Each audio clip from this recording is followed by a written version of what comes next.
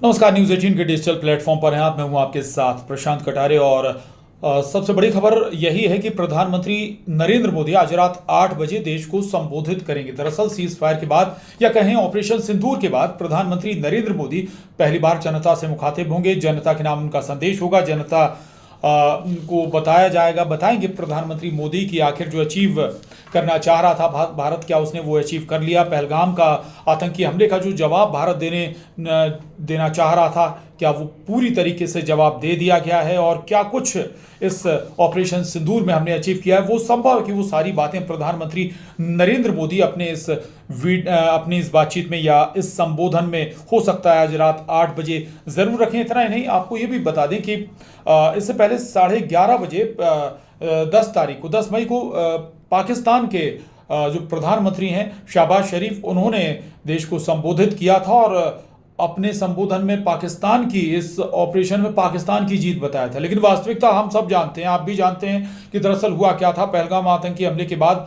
अगर नापाक हरकत पाकिस्तान ने की है तो फिर भारत ने उसका किस अंदाज में जवाब दिया है। पाकिस्तान का शायद ही कोई बड़ा ऐसा शहर रहा हो जहां पर अटैक ना हुआ हो, जहां पर धमाके ना हुए हों। शायद ये पाकिस्तान भूल रहा है, और लेकिन फिर भी जनता को कहें भ्रम में रखने की कोशिश पाकिस्तान के प्रधानमंत्री शहबाज शरीफ कर रहे हैं। लेकिन बात आज फिर करें 8 बजे जब प्रधानमंत्री नरेंद्र मोदी देश को संबोधित करेंगे, और संभव है कि इसमें वो सारी जानकारी हो जो ऑपरेशन सिंदूर में हुआ है। दरअसल 7 मई को ही ऑपरेशन सिंदूर अंजाम दिया गया था। रात को 1:05 से 1:30 के बीच जो ऑपरेशन अंजाम दिए थे, सीज या कहें कि एयर स्ट्राइक की गई थी, और एक साथ 9 ठिकानों को टारगेट किया गया था। और उन 9 टारगेट में बताया जाता है, जो एक आंकड़ा है जो अभी तक सामने रखा गया, कि 100 से ज़्यादा आतंकी उसमें मारे गए थे।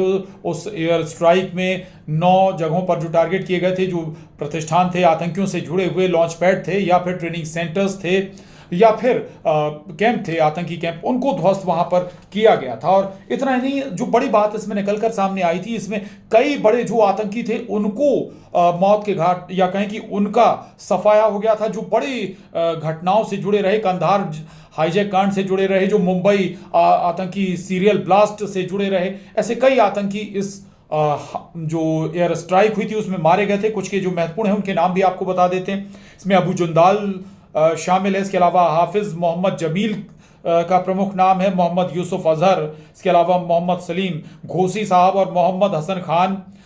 ये वो आतंकी हैं जो बड़ी आतंकी वारदातों में शामिल रहे। ये सब इस एयर स्ट्राइक में खत्म हो गए। आपको बता दें कि यूसुफ जो आतंकी था वो कंधार हाईजैक का मास्टरमाइंड था, और अबू जुंदाल मुंबई हमले में शामिल रहा है। यानी कि एयर स्ट्राइक में हमने कुछ पुराने बदले भी ले लिए जो पुराने आतंकी हमले हुए थे। और दरअसल 22 अप्रैल को पहलगाम में आतंकी हमला हुआ था, और इसके बाद हमने ये बड़ी एयर स्ट्राइक की थी।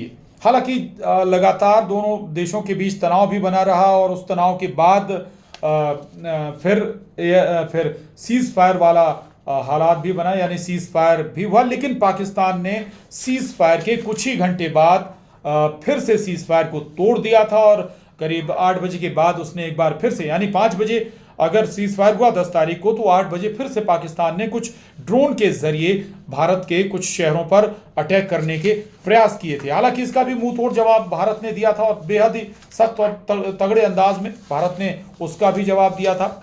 लेकिन सवाल यही आता है कि आखिर पाकिस्तान सीधा होगा या नहीं। पाकिस्तान अपने जो उसका रवैया है या कहें उसकी जो छवि बनी हुई है, क्या उस छवि से वो बाहर आएगा? कभी भी वो अपनी बात पर, अपने लाइन पर कभी भी अडिग नहीं रहा है, और ये हमने बार बार देखा है। और संभव है कि चूंकि प्रधानमंत्री नरेंद्र मोदी आज सामने आने वाले हैं, तो जनता को संबोधित करेंगे, वो बहुत हद तक चीज़ें ज़रूर बताएंगे कि क्या क्या और कदम उठाए गए थे, उनका क्या इम्पैक्ट हुआ। केवल ये एयर स्ट्राइक ही नहीं जो पाकिस्तान में हमने एयर स्ट्राइक के बाद जवाब दिया, केवल वही नहीं, बल्कि हमने और जो कदम उठाए थे, यानी सिंधु जल संधि को ब्रेक कर दिया था, उससे हम बाहर आ गए थे, उसके क्या इम्पैक्ट, भारत को फायदा उसका क्या होगा। दूसरा ये कि उसका दुश्मन पर क्या इम्पैक्ट रहा होगा। ऐसे कई और जो थे जो स्ट्राइक अगर हम जिन्हें कहें, वो भी हमने किए थे। हमने भारत और पाकिस्तान के बीच जो होने वाले व्यापार को रोक दिया था, ब्रेक कर दिया था। कुछ बॉर्डर हमने सील कर दिए थे, वीज़ा पाकिस्तानियों के रद्द कर दिए थे। ऐसे बहुत सारे फैसले थे जो भारत ने उठाए थे। और उसी के मद्देनजर अगर हम बात करें तो आज प्रधानमंत्री बहुत साफगोई से लगातार पूरे एक एक जो ऑपरेशन हो रहे थे उनकी मॉनिटरिंग कर रहे थे और आज बात रखने वाले हैं। लेकिन फिर बता दें, पाकिस्तान ने हमारे किन शहरों पर अटैक किया था, इनमें भारत के कुपवाड़ा, श्रीनगर, बारामूला, अवंतीपोरा, राजौरी, पुलवामा, सांबा, पुंछ, अखनूर, जम्मू, उधमपुर, नगरोटा, गुरदासपुर, पठानकोट, फिरोजपुर, अमृतसर, फाजिलका, बठिंडा, श्री गंगानगर, लालगढ़, जट्टा, पोखरण, जैसलमेर, बाड़मेर, क्वारबेट, लाखी नाला और भुज, ये वो शहर थे जो दरअसल उन राज्यों से लगते थे, खासतौर से जम्मू कश्मीर, पंजाब, इसके अलावा गुजरात, राजस्थान, ये बॉर्डर स्टेट, और इन बॉर्डर स्टेट के नज़दीक जो शहर थे उन पर पाकिस्तान ने अटैक किया था ड्रोन हमलों से। लेकिन सारे ड्रोन हमले हमारी सेनाओं ने, हमारे एयरफोर्स ने लगातार इनको नेस्तनाबूद किया या कहीं नाकाम कर दिया इन तमाम पाकिस्तानी हमलों को।